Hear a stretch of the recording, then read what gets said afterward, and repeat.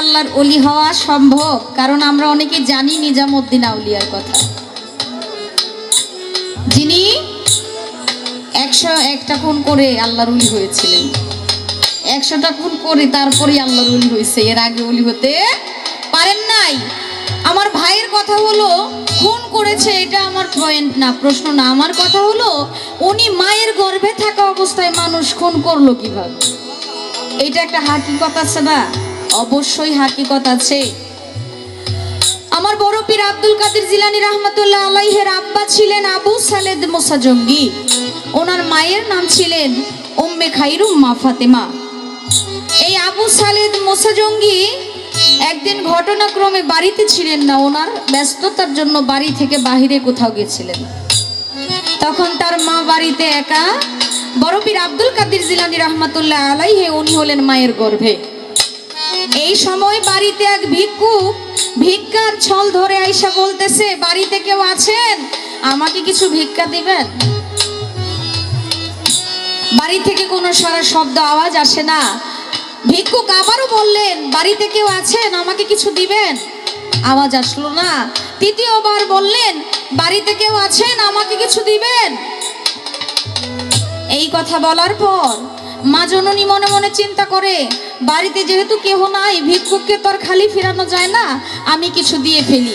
ভিক্ষুক মনে মনে চিন্তা করতেছে, অবশ্যই বাড়িতে কোনো পুরুষ মানুষ নাই বিধায় মহিলাটা কথা বলে না। তখন বড় পীর আব্দুল কাদের জিলানী রাহমাতুল্লাহ আলাইহির আম্মা জান যখন হাতটা বাহির করে ভিক্ষা দিচ্ছে, এই সময় হাতের রূপ দেখে ভিক্ষুক পাগল হয়ে গেছে। হ্যাঁ, এত সুন্দর হাত, এত সুন্দর, মাথায় ঠিক নাই। মাথা যখন ঠিক নাই, যখন ওই ভিক্ষার থলিটা দিচ্ছিল, বড় পীরের মায়ের হাতের মধ্যে ওই ভিক্ষুক ধরে ফেলছে। ধরে এদিকে বাহিরে টানার চেষ্টা করে, আর মা জননী ভিতরে যাওয়ার চেষ্টা করে। কোনোভাবেই যখন ছুটতে পারতেছে না, রুহানি ভাবে সেই রূহ ভিতর থেকে বাহির হয়ে, গর্ভ থেকে বাহির হয়ে বাঘের রূপ ধারণ করছে। বাঘের রূপ ধারণ করে সেই ভিক্ষুককে মুখের মধ্যে নিয়ে কয়েক আছাড় দিয়ে সেখানেই শেষ।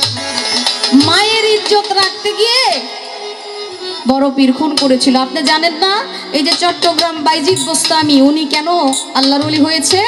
একজন মা বলেছিল, বাবা বাইজিদ, আমাকে এক গ্লাস পানি দিবা। ঘরের মধ্যে পানি ছিল না, ছেলে টিউবওয়েল থেকে পানি নিয়ে আসতে আসতে আইসা দেখে মা বিছানায় ঘুমায় গেছে। এই পানির গ্লাস হাতে নিয়ে সারা রাত দাঁড়ায় ছিল।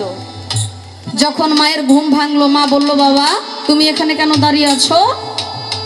বললেন, মা আপনি তো সন্ধ্যার সময় বলেছিলেন পানি খাবেন, পানি পান করবেন, আমি পানি আনতে আনতে দেখি আপনি ঘুমায় গেছেন। মা বলল, তাহলে তুমি কেন ঘুমাইলা না? আমি জানি না আপনি কখন ঘুম থেকে উঠবেন, আর ঘুম থেকে উঠলে যদি আপনার পানি পিপাসা হয়, তার জন্য পানি নিয়েই দাঁড়িয়ে আছে। মাকে পানি দিয়ে যদি আল্লাহর ওলি হওয়া যায়, আর মায়ের ইজ্জত বাঁচাতে গিয়ে একটা মানুষ কেন হাজারটা মানুষ খুন করা? আপনি নিজেও তার বড় প্রমাণ। আপনার মাকে আপনি কি করেন আপনি জানেন না? আপনার মাকে ভালোবাসেন বিধায় আজকে জহির পাগলা।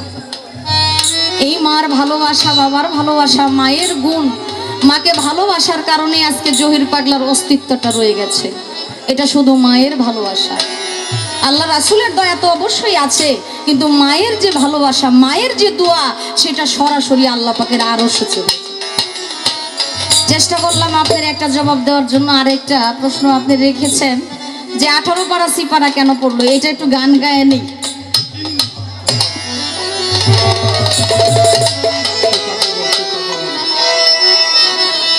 আয় বড় পীর আব্দুল কাদের জিলানীর জিলানী, তোমারই নামের গুণে আগুন হইয়া যায় পানি। আয় বড় পীর আব্দুল কাদের জিলানীর জিলানী, তোমারই নামের গুণে আগুন হইয়া যায় পানি। আয় বড় পীর আব্দুল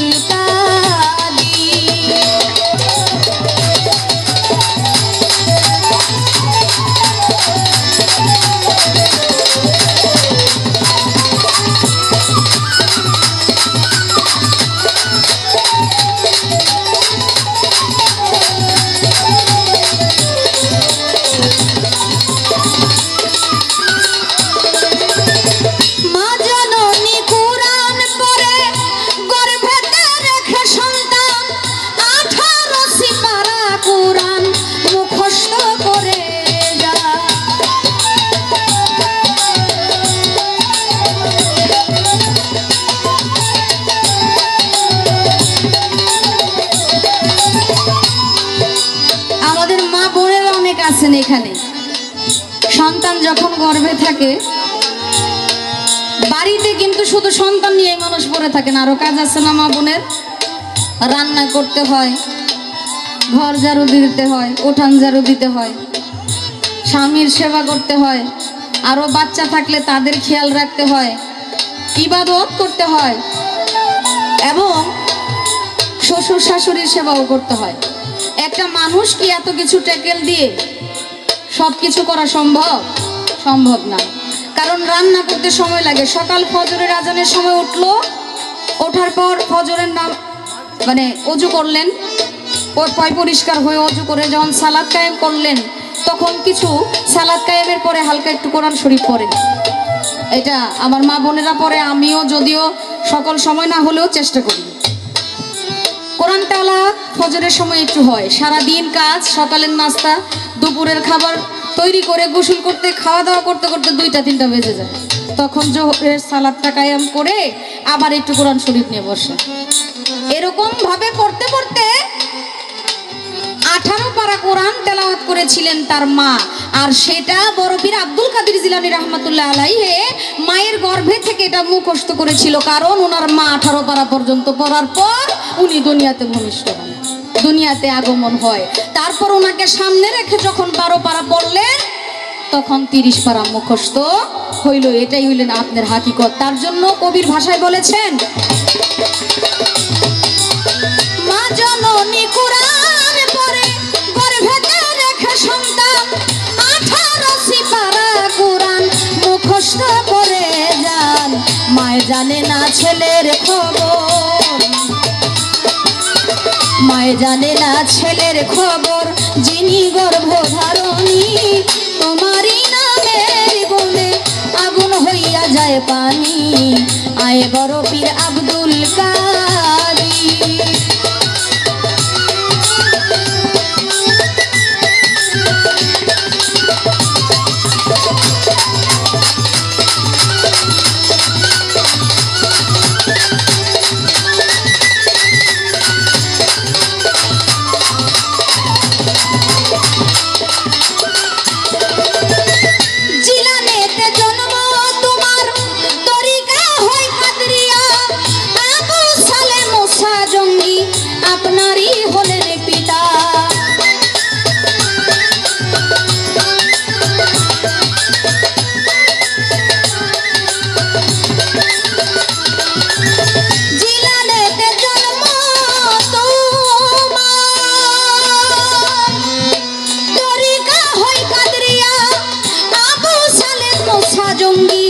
আপনারই হলেন পিতা।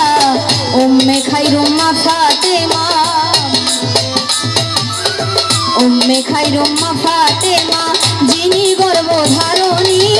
তোমারই নামের গুণে আগুন হইয়া যায় পানি। আয় বড় পীর আব্দুল কাদের।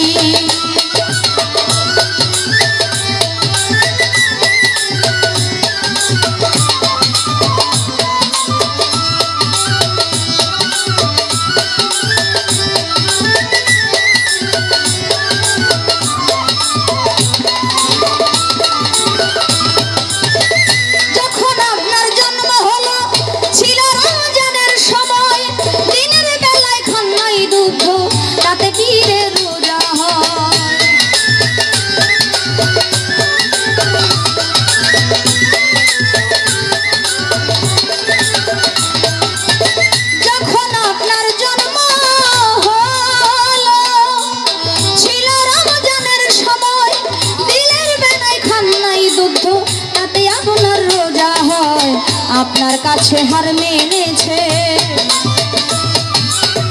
আপনার কাছে হার মেনেছে ফেরেশতা সব আসমানি। তোমারই নামের গুণে আগুন হইয়া যায় পানি। আয় বড় পীর আব্দুল কাদের।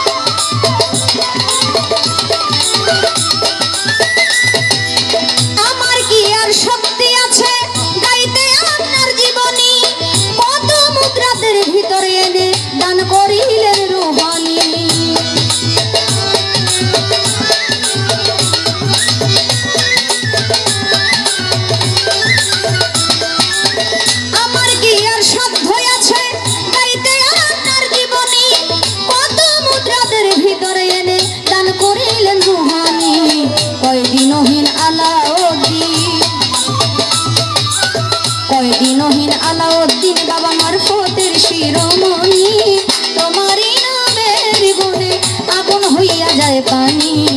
আয় বড় পীর আব্দুল কাদের জিলানী জিলানী, তোমারই নামের গুণে আগুন হইয়া যায় পানি। আয় বড় পীর আব্দুল কাদের